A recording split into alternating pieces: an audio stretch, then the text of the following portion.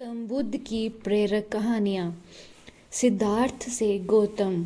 आचार्य आलाड़ के निकट रहकर कठोर तपश्चर्या अपनाने पर भी सिद्धार्थ की उद्विग्नता घटने की बजाय बढ़ती चली गई, तो उन्होंने वह स्थान छोड़ दिया। वहाँ से चलकर वे उस समय के सुप्रसिद्ध ऋषि अल्लार कालम के आश्रम में पहुँचे। इस आश्रम में नियम संयम से तो रहना ही पड़ता था, इसके अलावा यहाँ अध्ययन अध्यापन की भी विशेष सुविधा थी। इस आश्रम में रहते हुए सिद्धार्थ ने वेद, उपनिषद और दर्शन शास्त्र का गहरा अध्ययन किया।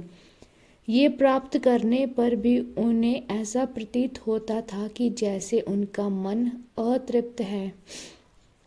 अंततः उन्होंने ये आश्रम भी छोड़ दिया। इसके बाद वे उदक रामपुत्र नामक ऋषि के आश्रम में जा पहुँचे। यहीं पर उन्होंने गौतम नाम लिया। यहाँ सभी लोग इन्हें सिद्धार्थ की बजाय गौतम नाम से संबोधित करते थे। यहाँ भी उन्होंने शांति प्राप्त ना हो सकी। अंततः वे उरुबेला नामक स्थान पर जा पहुँचे। यहाँ पर उनके साथ 5 ब्रह्मचारी भी हो लिए।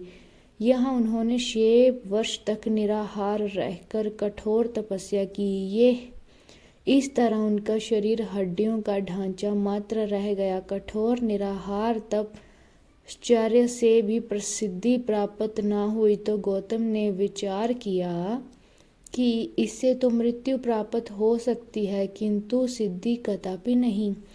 इसी बीच एक शूद्र ग्वाले की कन्या सुजाता ने एक मन्नत मांग रखी थी कि यदि उसे उसकी इच्छा अनुसार पति और पुत्र प्राप्त हुआ तो वह वन देवता के रूप में बरगद की पूजा करेगी। सुजाता की इच्छा पूर्ण हुई थी। अंततः उसने अपनी मन्नत के अनुसार 1000 गायों का दूध निकालकर 100 गायों को पिलाया और उन 100 गायों का दूध निकालकर 10 गायों को और तथा 10 गायों का दूध निकालकर 1 गाय को पिलाया। फिर उस 1 गाय के दूध की खीर बनाकर बरगद वृक्ष के निकट आई। वहाँ गौतम बैठे साधना कर रहे थे। सुजाता ने खीर गौतम के सामने रख दी। गौतम ने निसंकोच होकर खीर का भोग लगाया। ये देखकर उसे निकट साधना कर रहे 5 ब्रह्मचारियों ने उन्हें भोग लिप्त समझकर त्याग दिया। अल्प मात्रा में खीर को भोग लगाकर गौतम को संतुष्टि मिली और उन्होंने पुनः साधना आरंभ कर दी। खीर का भोग लगाकर जब गौतम का मन साधना में भली प्रकार रत न हुआ तो वे निरंजना नदी के पास पीपल के वृक्ष के नीचे साधना में रत हो गए। साधना करते हुए उनका मन चंचल हो उठता था। उन्हें कभी अपने माता पिता, कभी पत्नी पुत्र तो कभी राजमहल आकर्षित करने लगते, किंतु उन्होंने संयम न छोड़ा। मन पर विजय प्राप्त करके वे ध्यान की पहली अवस्था तक जा पहुँचे। धीरे धीरे उन्होंने ध्यान की चारों ओर अवस्थाओं को प्राप्त कर लिया। अब भूत भविष्य सभी उनके सामने चलचित्र के समान प्रकट होने लगे थे।